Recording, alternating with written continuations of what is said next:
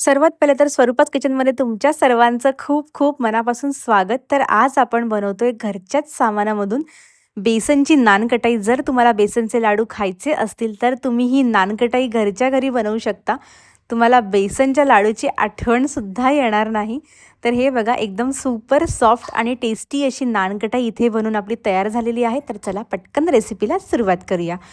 तर सर्वात पहिले इथे मी घेतलेलं आहे अर्धा कप एवढं साजूक तूप.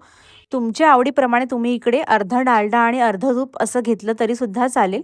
आणि त्याचबरोबर इथे मी घेतलेलं आहे पिठी साखर, थोडेसे सॅफ्रॉन म्हणजेच केशर आणि त्याचबरोबर थोडीशी वेलची पावडर. आता हे सर्वात पहिले आपल्याला बीटरने असं मिक्स करून घ्यायचं आहे छान. आणि त्यानंतर आपल्याला हे बीटरने छान असं मस्त बीट करायचं आहे. हे बघा, हे आपल्याला मिश्रण जे आहे ना ते एकदम फ्लफी होईपर्यंत आपल्याला असंच बीट करायचं आहे. तर आता इथे आपलं मिश्रण जे आहे ते इथे तयार झालेलं आहे.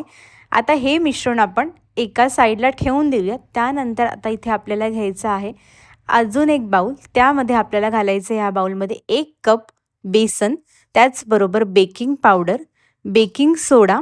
आता हे सर्व मिश्रण पहिले आपल्याला चमच्याने मिक्स करून घ्यायचं. तर आता इथे आपलं मिश्रण व्यवस्थित असं मिक्स झालेलं आहे.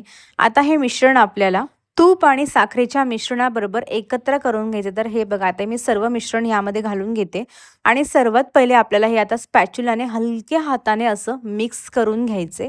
डायरेक्ट तुम्हाला हे असं मळायचं नाही आहे. तर हे बघा, पहिले स्पॅच्युलाने असं मिक्स करून घेते. त्यानंतर आपल्याला हलक्या हाताने हे मिश्रण हाताने असं मस्त मळून घ्यायचं. म्हणजे आपण कणिक मळतो ना तसं अजिबात मळायचं नाही आहे. फक्त हे मिक्स करायचे, कारण आपला बेकिंग पावडर, बेकिंग सोडा जो आहे तो ऑलरेडी मिक्स झालेला आहे. त्यामुळे हे आपल्याला असं हलक्या हाताने मिक्स करून घ्यायचे.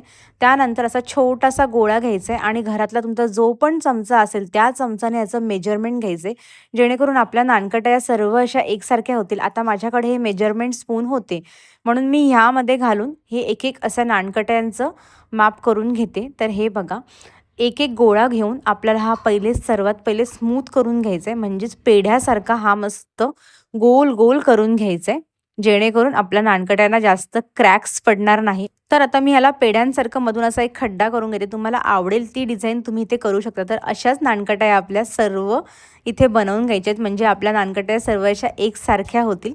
तर हे बघा, आता इथे मी घेतलेला आहे एक बेकिंग ट्रे. बेकिंग ट्रेवरती मी बटर पेपर घेतलेला आहे. बटर पेपरला खाली काहीही लावलेलं नाही आहे, तेल वगैरे. आणि या नानकट्या आपल्याला 1-1 इंचावरती अशा मस्त ठेवून घ्यायच्या आहेत.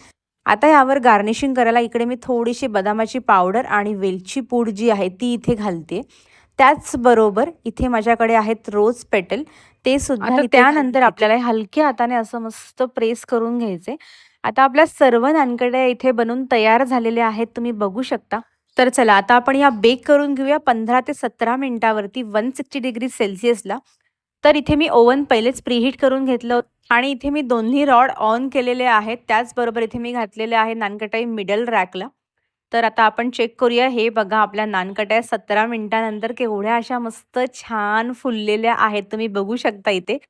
आता ह्या आपल्याला लगेचच काढायच्या नाही आहेत, नाहीतर त्या तुटू शकतात. तर ह्याला थंड होऊ द्यायचं. त्यानंतर हे बघा, आपल्या सुंदर अशा नानकट्या इथे घरच्या घरी बनवून तयार झालेल्या आहेत. त्याचबरोबर ह्या किती सॉफ्ट आहेत, लगेच तुटतात, अजिबात कडक अशा आपल्या नानकट्या झालेल्या नाही आहेत.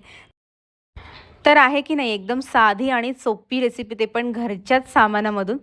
तर तुम्हाला आजची रेसिपी कशी वाटली हे मला कमेंट करून नक्की सांगा. आणि व्हिडिओ आवडला असेल तर प्लीज माझ्या व्हिडिओला एक लाईक, शेअर, सबस्क्राईब करा, जेणेकरून मलासुद्धा मोटिवेशन मिळेल. हे मी प्रत्येक व्हिडिओमध्ये सांगते. Please please like, share, subscribe करा.